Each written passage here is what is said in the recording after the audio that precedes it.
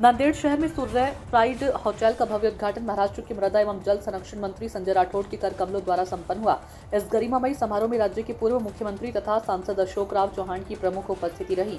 समारोह में विधायक प्रताप पाटिल चिखलीकर, विधायक बालाजी राव कल्याणकर, राजेश कुंटूरकर और डॉक्टर बी डी चौहान सहित शहर के कई गणमान्य नागरिक उपस्थित थे।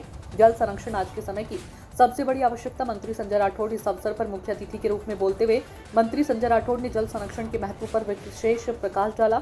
उन्होंने कहा कि देश में वर्तमान में अल नीनो का प्रभाव बना हुआ है। मानसून ने कुछ समय के लिए विश्राम लिया है।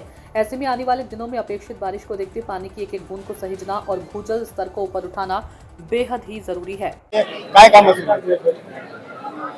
सध्या पूर्ण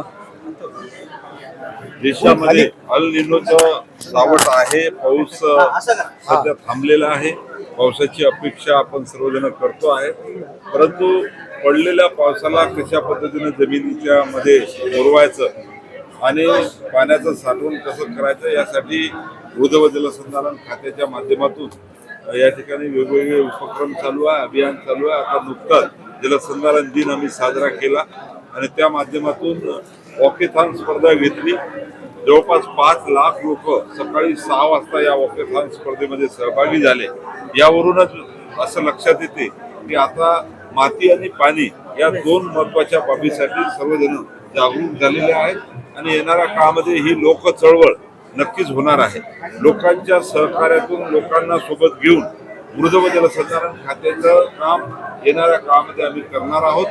छोटे छोटे कामं जरी राहिले तरी अतिशय उपयुक्त कामं ते राहणार आहेत। नाला बंडिंग असेल, ग्रॅबियन स्ट्रक्चर असेल, माताचे पायथा असेल, सीसीटी असेल, छोटे बंधारे असेल, छोटे धरणं असतील आणि या माध्यमातून हे स्ट्रक्चर या ठिकाणी उभं करणार आहोत। तसंच राज्यात यापूर्वी 10-20 वर्षामध्ये झालेले स्ट्रक्चर या सर्व स्ट्रक्चरची माहिती घेऊन त्या स्ट्रक्चरची स्थिती काय आहे, त्याला दुरुस्ती करण्याची आवश्यकता आहे का, हे सुद्धा काम आम्ही हातामध्ये घेतलेलं आहे।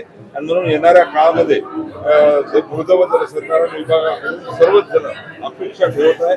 नक्कीच चांगलं काम करून आम्ही या ठिकाणी या राज्याला कसं प्रगतीपथावर नेऊ, महाराष्ट्र विकसित महाराष्ट्र कशा पद्धतीने घडेल या दृष्टीनं वाटचाल चालू आहे। शिवसेनेची सुनावणी सुरू आहे पक्ष आणि चिन्हाबाबत, काय पक्षामध्ये त्या संदर्भात काही चर्चा वगैरे? सत्य परेशान हो सकता है पण पराजित हो केला होता।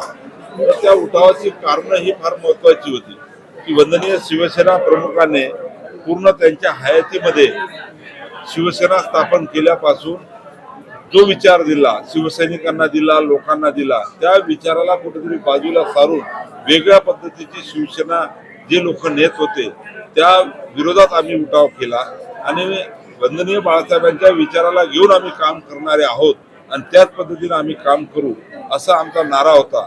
आज त्याच विचाराने आम्ही काम करत आहोत आणि म्हणून माननीय न्यायालय हे सुद्धा या ठिकाणी विचार करणार आहे की आज एवढा मोठा उठाव झाला, विचारासाठी उठाव झाला आणि त्यामुळे मला असं वाटतं की सत्य परेशान हो सकता है, पराजित हो नहीं सकता, सत्य मिळते।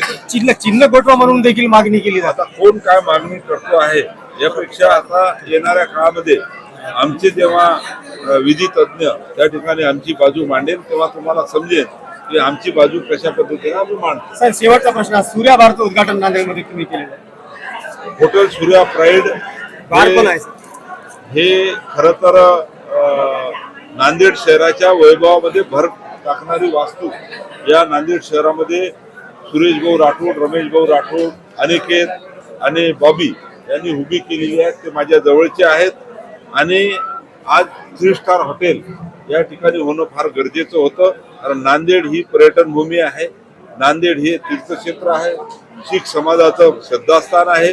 देश विदेशातून लोक इथे येतात आणि या नांदेड शहरामध्ये आल्यानंतर एक 3 स्टार हॉटेल या ठिकाणी असणं फार गरजेचं होतं आणि त्यामुळे त्यांना मी धन्यवाद शासनाकडून मानले। अहो, त्या गोष्टीला तुम्ही महत्व देता, परंतु आज विदेशातून लोक आले, भाविक भक्त आले किंवा पर्यटक आले तर त्यांना ज्या गोष्टीची आवश्यकता आहे त्या गोष्टी या ठिकाणी उपलब्ध करून देण्याचा पुढाकार राठोड परिवाराने घेतलेला आहे आणि म्हणून आम्ही सर्वांनी त्यांना धन्यवाद दिलेले आहेत, त्यांना सदिच्छा आणि शुभेच्छा दिलेल्या आहेत।